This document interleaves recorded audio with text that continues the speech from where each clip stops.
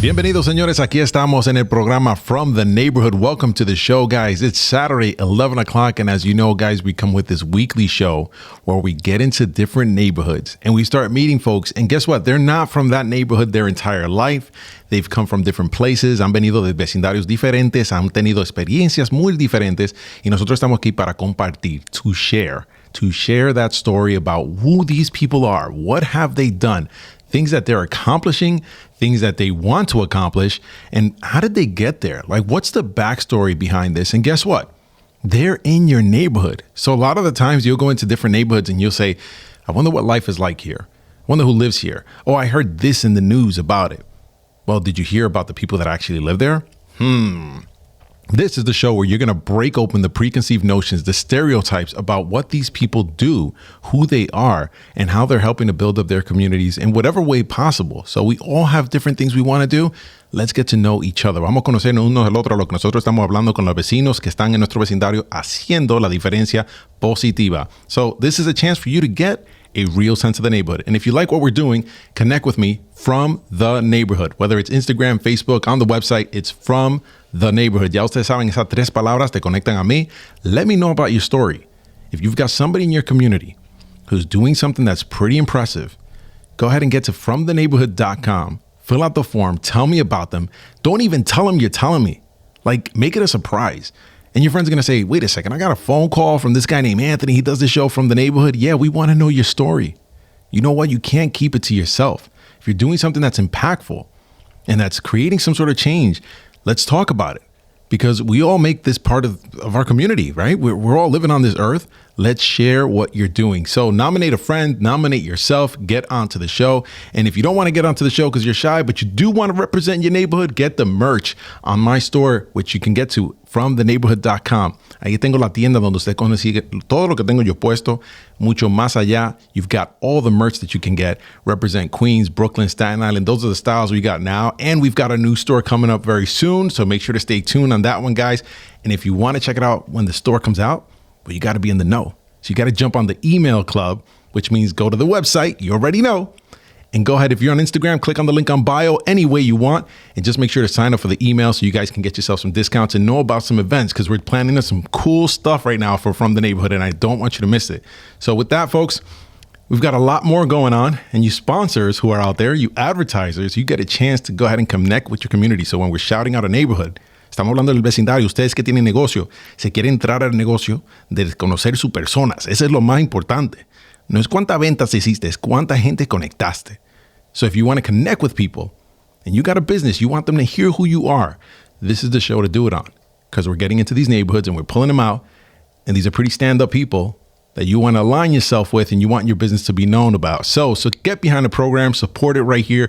We've got tons of stuff at Latino Mixx, and we can get the team behind it to start producing what you like. So with a Saturday morning, as it is, we got to wake up. We got to get excited for the day. And I always got a cool jam. And I'm going to go with this one here to help you wake up, or better yet, Annie up, with MOP and Remy Ma. Let's go. De regreso con Anthony from the Neighborhood. Yeah, that's right. That's right. Annie up. Wake up. Wake up. Because we're here Saturday and we're talking about neighborhoods with the people who are in these communities. Señores, ya estamos aquí al punto donde yo llego a introducir quién es que está en el programa. I'm going to introduce to you who's on the program. But first, let me go ahead and put in the information for the sponsor. Let me drop that right in here. Let me just get that jam real quick. There you go. And this is the sponsors who help making it happen. And this month we have Susie Padro, loan officer, NMLS number 1310470. She's with Nationwide Mortgage Bankers. And if you guys have any questions on refinancing, home purchases, or whatever it may be, give her a call at 516-281-5433. 516-281-5433. 5433. Y los latinos que están comprando casas buscando saber cómo está el mercado, qué pasa cuando quieras refinanciar o sacar una línea de crédito, comunícase con Susie Padro. Ella habla español. NMLS number 1310470 y el número de teléfono marca 516-281-5433.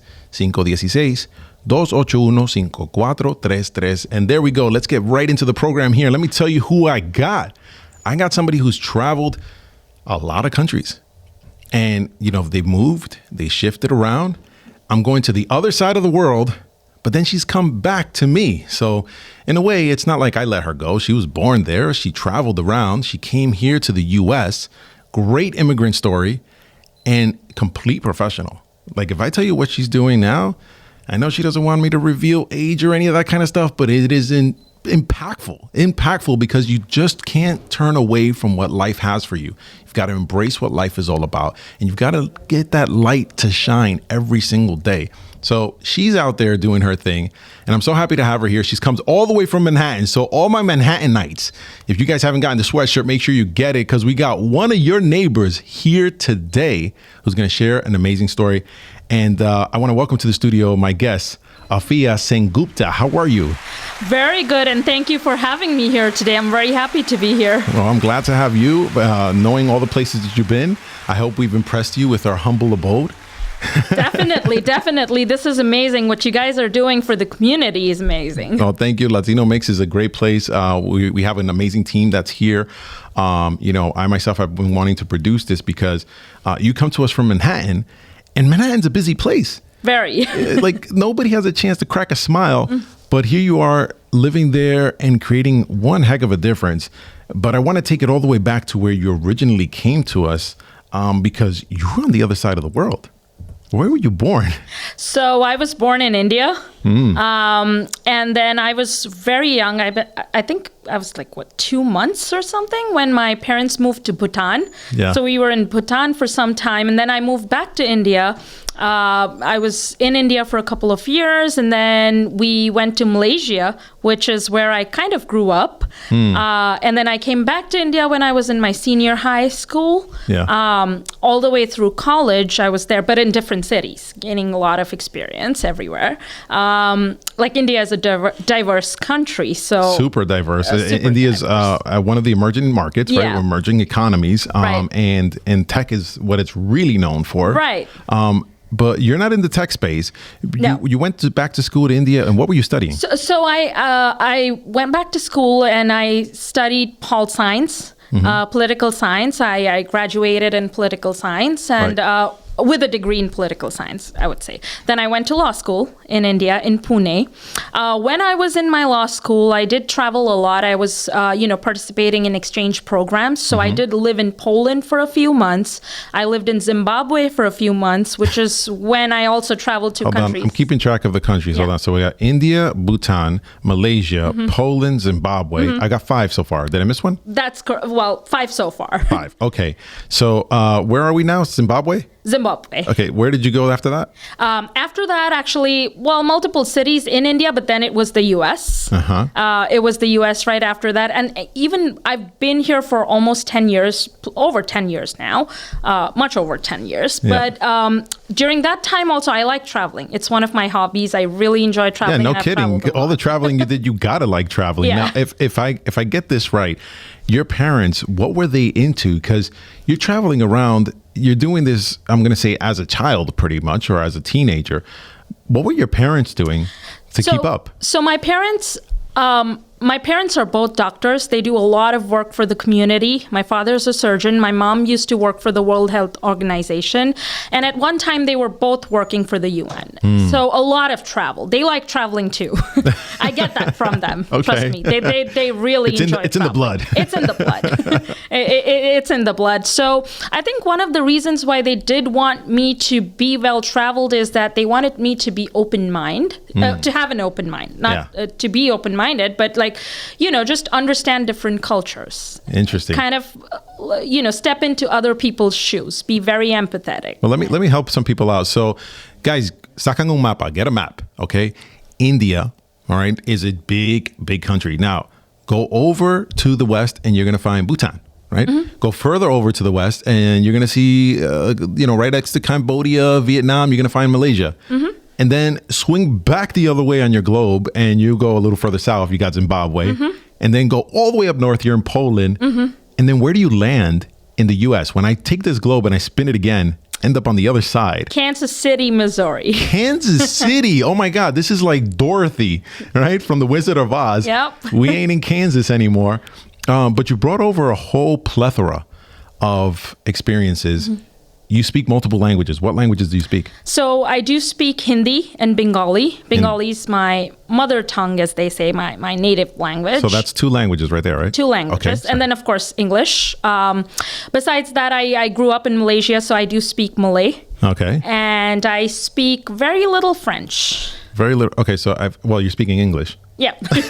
She is speaking English. Okay, so we've got Hindi, Bengali, Mali.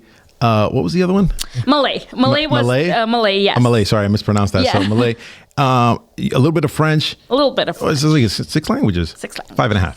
Yeah, I would say 5.5. 5.5 languages, or however you want to split it up. You came here knowing English, though. You already were speaking English when you came to the US. We study in English in India. So. Well, I'm saying, guys, get out there, get into the world, because you have a person here who speaks 5 languages, pero usted no habla español. She's like, she don't know what I just said. Espanol is Spanish. I know that. There you go. You see, we're going to learn a little bit about the that, next right? language. So with all these dishes, with all these languages, I was getting to food. With all these languages, do you have a favorite dish for each country? For each country, yes, I do. So I am a true Bengali at heart. I love cooking Bengali food. Yeah. When it comes to Indian food, I'm a Bengali, and I enjoy my Bengali fish and rice and chicken and the vegetables and all of that. Yeah. But I'm a foodie, but at the same time, I'm not fussy about food. So let's say, what do I enjoy from the rest of the countries, from the other countries that I've been in? Poland, the pierogies, mind-blowing. Zimbabwe, the maize. So they have a dish that they make from maize, which is a substitute for rice. It's corn, basically. Well, yeah, corn. Yeah, maize. So ella está hablando de todos los platos que ha tenido en todos los diferentes países. Poland is the pierogi, right? And then you said in Zimbabwe, the maize. The maize, que es el maíz. So tell me how they do it, because Mexicans have a lot of corn in their plates. What's going on in Zimbabwe? So I don't know how they really make it, but I do know that it's kind of, it's not quinoa, it's not rice, but it's something that's made out of maize. They do have that with their regular chicken, vegetables. It's just grown and it's just cooked like you would make rice. But they put a lot of salt in it. They do put some veggies like peas and, different ingredients in there. So I like it. It's a good substitute for rice. So you've got all this, you have this giant palette of taste buds of all sorts of foods that you've tried, languages that you've spoken, countries that you visited. And all this time you've kept up with your studies. Your parents are traveling to different countries and so forth. You're keeping up with your studies. You get into what I would think would be something that's difficult to transfer. You haven't found that to be a difficult way to transfer, despite the fact that you grew up on another side of the world and came over here. Señores, ella se crió en el otro lado del mundo. Estamos hablando de Asia. Estuvo en África, estuvo en Europa, y después llegó aquí a los Estados Unidos to Kansas City.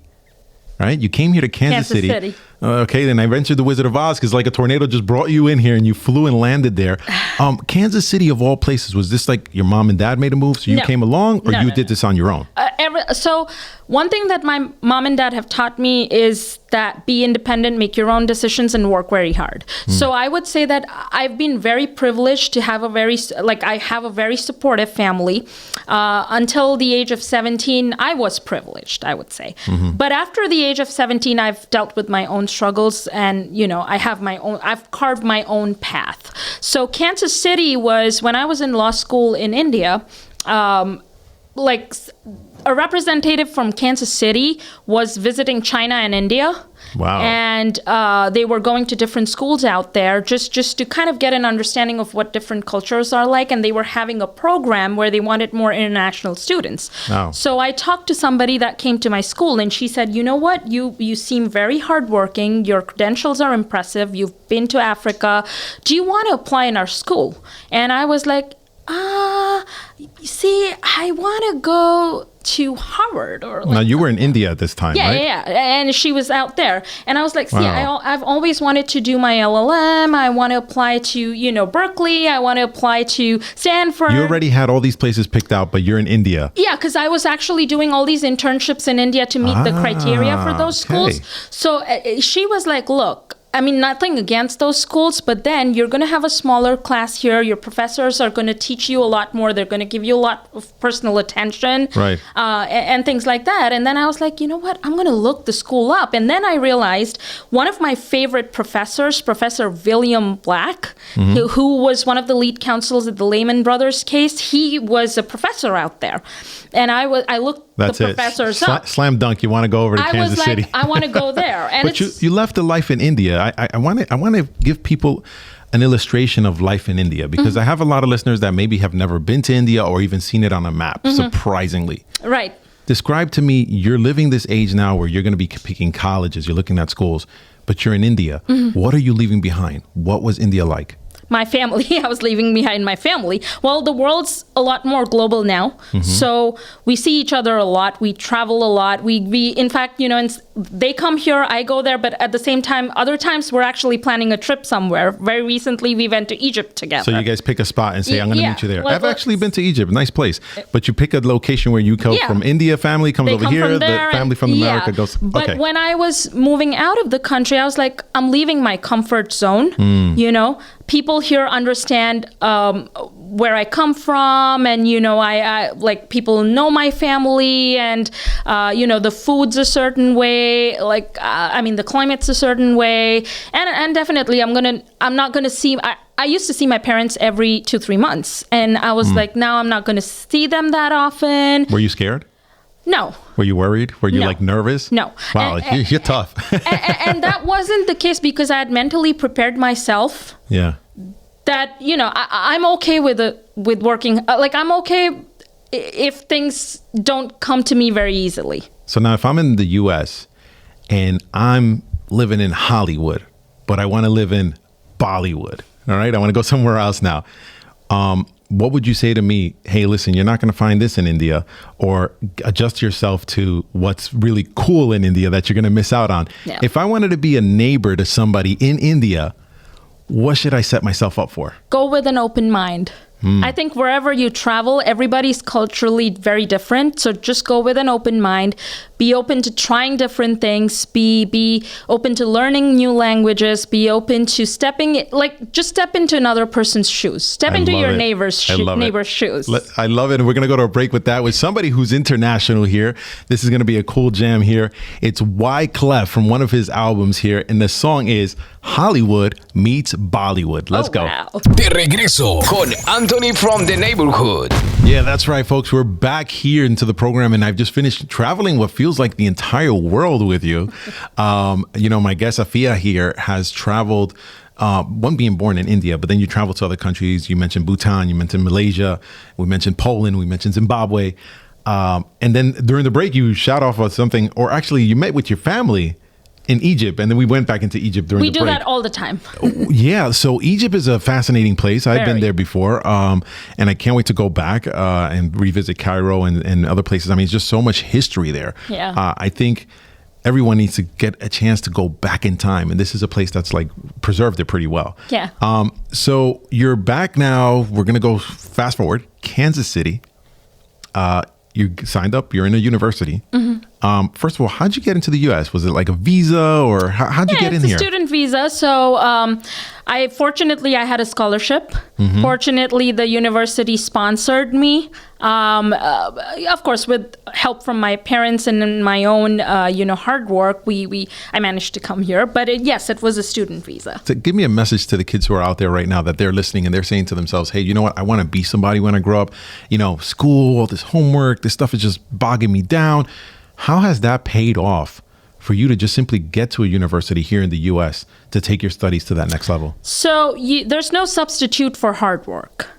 And, whatever it is, whatever the criterias are, to meet those, you need to work hard. So if something's bothering you, get over it, be strong and say that, okay, I'm going to get the fruits later on in my life. Life's not easy. I'll probably have to wait 10 or 20 years to get the fruits, but I will. And so you just have to work hard. You have to network and you have to work hard. And there's no substitute for hard work. You don't get anything. I've had tons of people on this program that even if they fall and they hit a pitfall, they run into a tough time in their life, the ones who always get back up are the ones who I'm literally interviewing. Absolutely. And I just want to kind of like tap into who those motivators are, because anytime you fall, you look towards a certain anchor, you know, and you look at people in your life. You mentioned your mom being a doctor, your father being a doctor, working for the World Health Organization, right? That was your mom. Were these people the ones that kind of stood out in your life? I think you even mentioned the professor. Were these like the folks that stood out? Absolutely. You know, I've been, and I am grateful for this, I've been very fortunate and privileged when it comes to the mentors in my life. I've had people who've supported me in my endeavors. And of course, that's my parents, for sure, that they're my role models. But beyond that, it's been every single, every single boss that I've had in the last 10 years. Good or bad, right? Good or bad, they've taught me a lot. There you go, guys. Listen. They've taught me a lot. They've taught me what hard work means. And prior to that, it's been my professors who, I've had Professor Lynch, who I was a research assistant of back in Kansas City. He influenced me a lot, helped me a lot, stood by me. It was Judge Robert E. Larson in Kansas City, who I clerked with in the federal court for a little bit after graduating. I mean, he gave me the opportunity. And then definitely Bill Caulfield, who was my boss in Washington, D.C. At Caulfield Law Group, I gained so much of experience. He trusted me and taught me a lot of things. And then going forward, it's been a lot of people. It's been my former boss in India, Shrikant Hati, who gave me an opportunity to open something here. It's a lot of people. But then I will tell all the young students that to gain people's support, you need to work hard. You need to tell them and you need to show them that you can be a valuable asset to their firm, to their organization, to the country. Yeah. Otherwise, you're not getting that opportunity. Contribute. And I got to say, you got to go ahead and call all these people back and let them know that you're on this episode, because they all need to tune in and be like, oh my God, that was my student. That was my intern. That was, she was my clerk. Like, these people need to know that you're doing this. Right. I think that these people definitely have had a powerful impact, and you should find people like this in your life that are doing this and, speaking to you in a way that might not seem the best way at that moment, but it's getting you trained, getting you accustomed to what life experiences are out there, because they've lived a life and they can go back and say, hey, listen, you know what? This is a pitfall, toughen up in this area, right? Build out this muscle so that you can continue to perform. Absolutely. We're in Kansas City now, right? We're talking about some great people here. You're studying law, right? I'm just going to let it out the bag. Yeah. You're doing law. But explain to me life in Midwest America. Kansas City is a place I've never been to. What is Kansas City life? I think people are very family oriented. At the same time, they're ambitious. Obviously, it's not so fast paced. Is it cold over there? It is cold, but it's cold in New York too. like I said, you've got to adjust. If you have goals, you've got to adjust. But I think I met Kansas City was very welcoming for me. Like, they welcomed me a lot. The city welcomed me a lot. I learned a lot of things that I did not know about before, like jazz, for example. Kansas City is very known for jazz. Interesting. Jazz music, and I kind of got to appreciate jazz while I was in Kansas City. And you think everything's in New York, because I think jazz, I think Jamaica, Queens, Well, yeah. But it's so Kansas City has this sort of culture of its own going on with the jazz music. I hate to sound completely ignorant of it. Probably just, I just need to go there. That's just bottom line. Because I think every city has its beauty, but it's like, is the story being told? And again, purpose to the program. But you being here gives me that kind of like peek into that world. Yeah. Kansas City, señores, estamos hablando de ciudades aquí grandes, ciudades de los Estados Unidos donde las personas no han visitado como yo y no la conocemos. So when we hear Kansas City, we think like, okay, but there's a lot happening there. You got your law degree in Kansas City. And explain this to me, because you studied law in India, you practiced in India, right?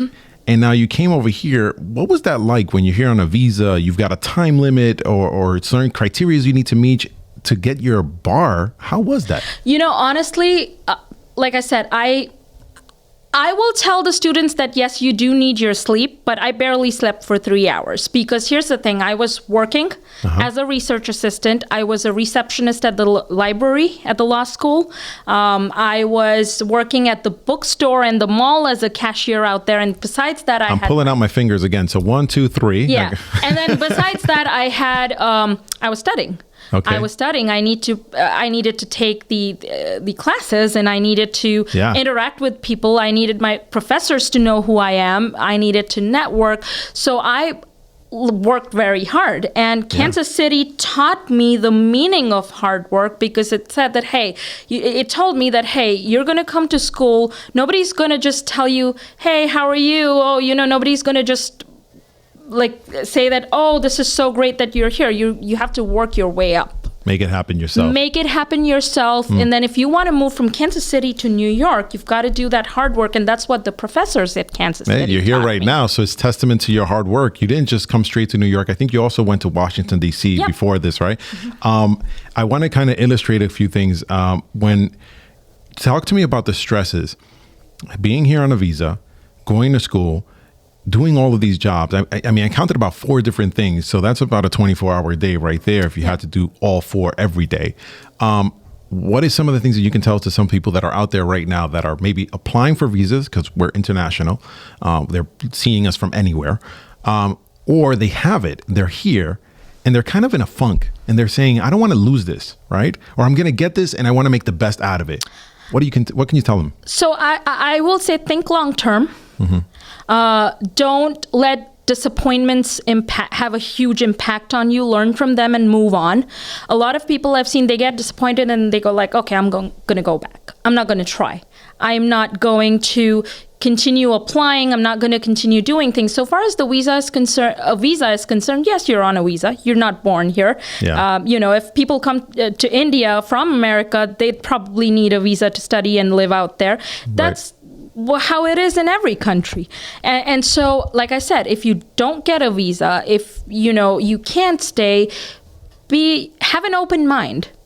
Accept disappointment and then see how you can reach your long-term goal and have a plan B. And not everything's a straight path, right? And not everything is a straight path. If path A doesn't work, have path B planned out, carved out, and see if that'll work. If that doesn't work, path C. And I would say, start preparing ahead of time. Don't live on the edge. Yeah. So your plan A has actually worked out. You became an attorney. And what kind of law do you practice? Because we're going to get into the field of that. We're going to talk about that in a little while.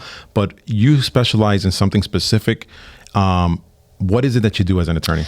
So let me back up a little bit. I am mostly a journalist. My goal is to be a politician. And I do want to represent people that cannot afford an attorney. So you've got a plan B on top of this A because you got your bar association, but now journalism, politics, which it's kind of you studied political science, right? Yes, and journalism. Wow, this is very interesting. So I studied journalism, political science, and law, and I'm just basically blending all of them now. But in terms of law, I majorly do criminal defense. Criminal law. Wow. Well, folks, we're going to get into some of the criminal part. We're not going to talk about cases specifically, but the challenge is to become a criminal attorney because a lot of times people think of attorneys and they think, oh, they all just do one thing or one attorney does all things. And it's not like that, right? No. So criminal law, we got folks calling in for emergencies. I mean, they're literally, you got 911. Yeah. Either the victim's calling 911 or the police are calling out to you guys or whoever's in the court system or prison systems because they need representation, right? Absolutely. Well, folks, I know sometimes 911 doesn't really show up and sometimes this thing gets a bad rap, but I guess I'm going to have to go ahead and just show some time that I lived through. You would call 911 and nobody would show up. So with that, folks, I'm going to have to jump to a quick break here because, we've got public defenders, we've got advocates, we've got public enemies, and public enemies in the house right now with this jam right here. 911's a joke. Let's go. De regreso con Anthony from the neighborhood. There we go, folks. And the reason I play this song is because back when I was a kid, I remember we used to dial 911 and it would take forever to show up. Now, a lot of that has to do with city resources. It's not blaming the guys who are in blue. I know they have a tough job in front of them, but we got to admit, folks, this was a time of history that I remember very vividly. And I know that folks who are out there are putting their life on the line. So I completely back them 100% to try to keep justice in a place where, you know, the fine lines aren't necessarily drawn. Or better yet, they're just too fine for you to see with the naked eye. And that's why we have attorneys.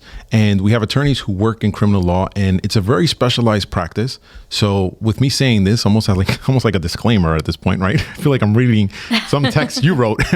What I'm just saying is I want to illustrate my support for the law enforcement who's out there. But I also want to illustrate the fact that you guys are out there backing up what they're doing. And when we dial 911 and there's a criminal matter, what is it that people don't know about attorneys that they should know that would help them in their interactions?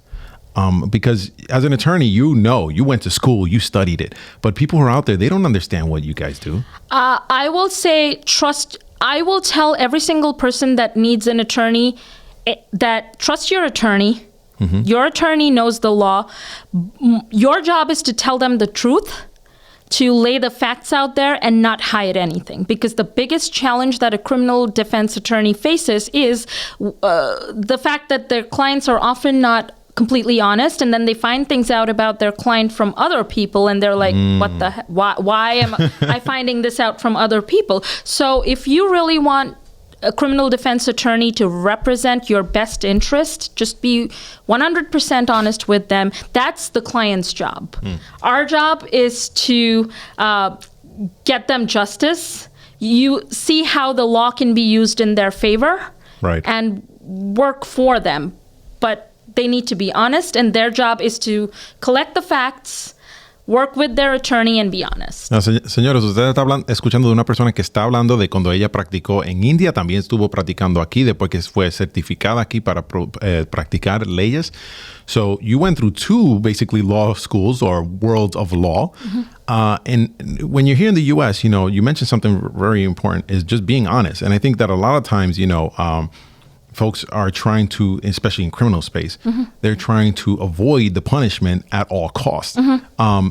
You know, when someone is entertaining getting into this career, mm-hmm, what are the qualities? Because you got people who are listening right now that they're like, hey, you know what? I want to get into law. I like criminal law. They're loud mouths in their house, right? And the mother's like, you should be a lawyer, right? What are the qualities that somebody should look for in themselves to be able to like really handle that, right? Like have the skin, have the assertiveness to get into somebody's truth. Mm-hmm. How do you find that in yourself? You know, you need to learn how to be bold, fearless, but at the same time cautious.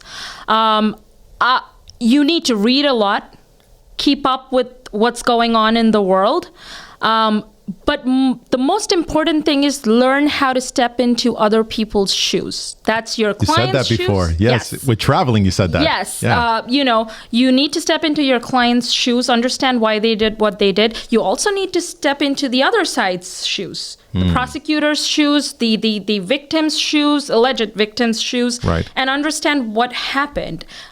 So, you know, when you're in court, you're talking, when you're at trial, you're debating, but at the same time, you need to be a good listener. Well, let me ask you this, because you said something here, and am I right to say that everything in court, claims, even the people, are all alleged, and they're all innocent until proven guilty? Absolutely. And there's a bad stereotype that goes into it. Absolutely. Once the person gets cuffs, you know, there's a panic, right? Mm-hmm. So then, yes, they might seek a charge if they caused violence, right, during the arrest. Mm-hmm. But that doesn't mean they're automatically guilty, right? Absolutely And not. all of what's being said in the court is proving these allegations. Absolutely. And, you know, one thing that a lawyer should, one quality that an attorney should always have is basically you shouldn't be judgmental.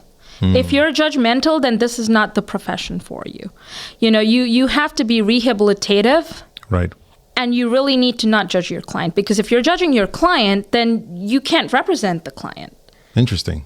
Very interesting. Yes. So just open-minded, like you said, putting yourself in other people's shoes. Yeah. Just put yourself in another person's shoe. Great thing to point that out, because I know there's a lot of folks who are out there that are saying, you know what, I see people getting arrested. I would like to be part of the group that maybe represents those who are unjustly arrested or basically placed allegations against, right? Because it could be whatever reason. You know, the officer's carrying out their duty. Hey, person's doing this. I got the complaint, makes the arrest. But you know, maybe the complaint's not really a valid complaint. Maybe it doesn't have a premise to stand on. Yep. And this is where it requires this thick skin, this assertive person, this bold person to be unbiased. Absolutely. To try to represent somebody. Now, I think it must be kind of tough if you're trying to employ somebody for such a position, right? So employers who are out there, let's say someone does have their law degree, they pass school, but now how does an employer, or what does an employer look for to say, you know what, this person can be part of my practice and contribute in a positive way? So what do I look for? Like I said, being a boss lady, I look, when I'm interviewing someone, it's important for me to see that they're open-minded, 1. 2, they have goals in life. 3, they work hard. And I can see that based on their trajectory, you know, they're willing to learn. So sometimes if and when they are judgmental, you can train them. I've been trained by my superiors, right? Right. So when I'm employing people, I see what their, what their goals are and what their qualities are. And I see if I can train them to be unbiased. Right. And so I have a great team right now. They're all very hardworking. They're very supportive of the cause. And I think we've all nurtured each other. Can I say that you do this pro bono?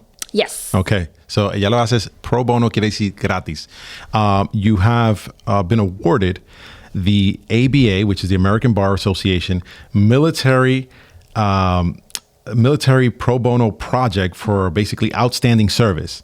This was in 2022. So you were recognized by the military. Explain to me, how is the military seeking pro bono attorney services? Because this, to me, I thought the military, you're in and you're set, but they actually have the need to reach out to attorneys who are out there to provide service for the military servicemen and women. Absolutely. One, everybody needs to recognize the fact that they're risking their life out there, you know?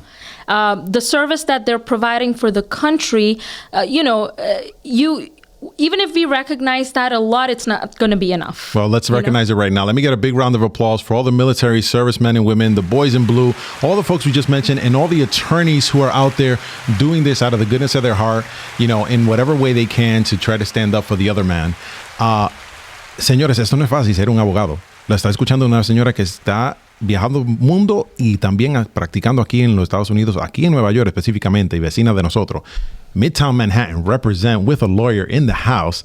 Afia, congrats on the award. Thank you. You now are talking about the military, and they need representation. Well, they have civilian cases too. Their spouses have, often need attorneys. Not just their spouses, they themselves have, civilian matters where they need representation. And, often they're going through a lot of trauma. They have a lot of stress.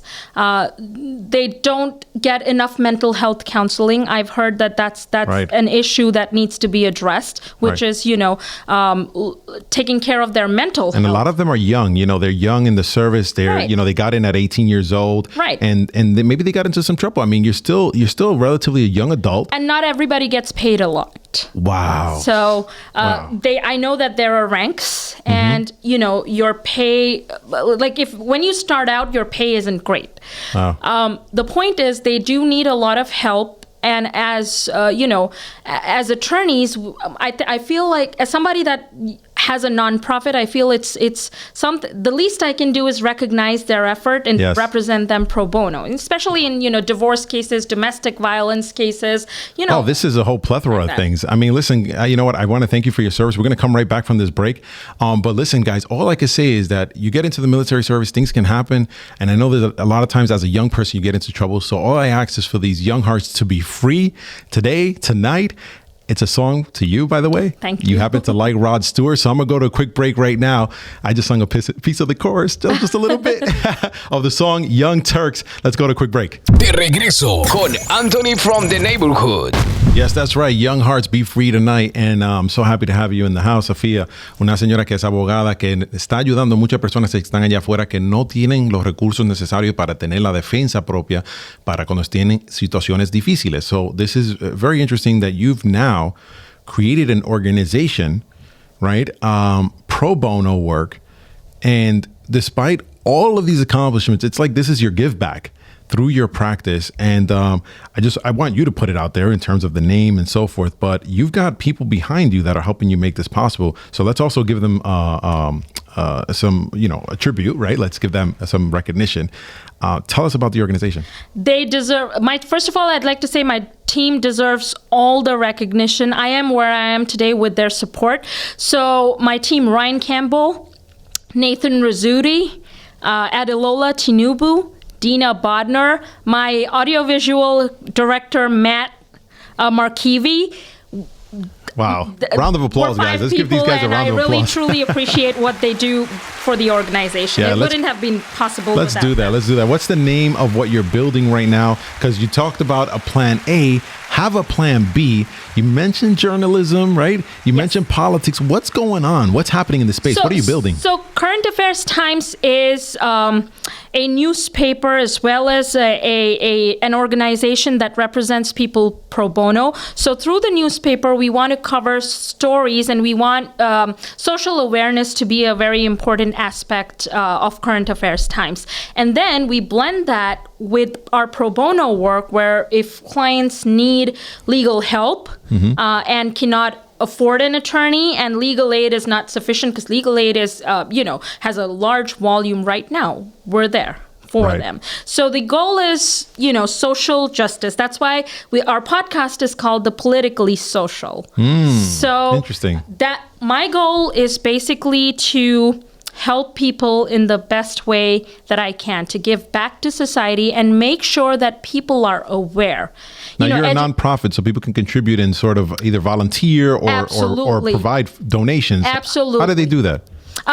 If they go to my website, there is a page called Support Us, and that has our contact information as well as a link for donations. And, we recognize everybody that supports us in our endeavor. Oh, well, excellent. And I'm glad that you have this whole team that's behind you, that's supporting you and really trying to move this thing forward. I want people to get to know a little more about you if they haven't gotten to know you just right. So we're going to jump over to a little box that I have here with a question. Sure. I never know what the question is, but you and me can play along, right? Sure. This is actually brought to us by our sponsor. They help make it possible. So let me just get that quick drop right there. And there you go. The sponsor is bringing up this question. That's Susie Padro, loan officer with Nationwide Mortgage Bankers. NMLS number is 1310470. Refinancing purchases. Any questions regarding mortgages, dial 516-281-5433. Señores, si tienen preguntas sobre préstamos, piensa comprar casa, refinanciar, líneas de crédito, si es de hipoteca, llama a Susie Padro, Nationwide Mortgage Bankers, 516-281-5433. And let's jump over to the box. So exciting. Right here. Everybody's like always, what's in it? What's in it? I was like, I don't know what's in it. I just pulled from this one side. Okay. Interesting.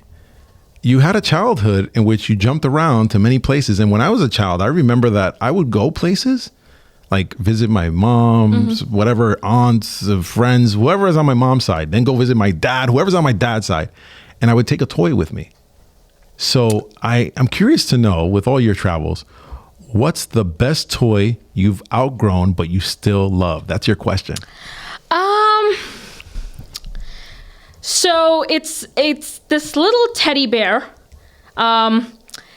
with a Red Riding Hood dress on. This is something that my father gifted when I was young. I had a lot of toys, but I wasn't somebody that kind of connected with toys a lot. But this one particular thing, I felt like always it brought me good luck. I was always happy when I had it with me. So your daddy gave it to you? Yes, and I still have it in my room. I was just going to ask that question if you still have it. I still have it. I have a Curious George doll, stuffed doll, which has been with me at this point, as long as I've been alive. Wow. My mom said I was getting a vaccine and I wouldn't shut up. So she went into the store and bought me Curious George. I still have it. It's so beat up. Yeah. But it's still with me.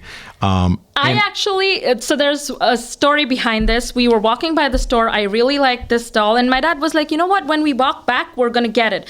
And so I'm not a demanding child. So he didn't expect this. And I was like, no, I want this right now. I stood up for what I wanted at that point, and he got it to me. So I kind of remember that story. And like I said, I usually wasn't demanding. I was very flexible, very open-minded. I'd be like, okay, we'll do this another time. Has the toy ever been a point of inspiration for you? Where Absolutely. You mentioned all these people that have impacted your life that have been anchors. But if you still have the toy, have you ever looked back on it and said, I stood up for this toy to be... Yes. Right. Because I wanted it.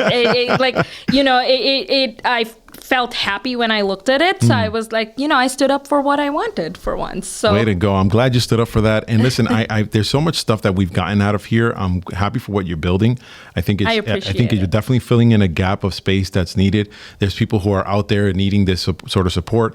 I'm glad you dropped in the information on how they can reach it. If you can do me a favor, just say the website one more time so we can wrap this. It's Current Affairs Times, and it's currentaffairs.times.com. There we go. currentaffairs.times.com.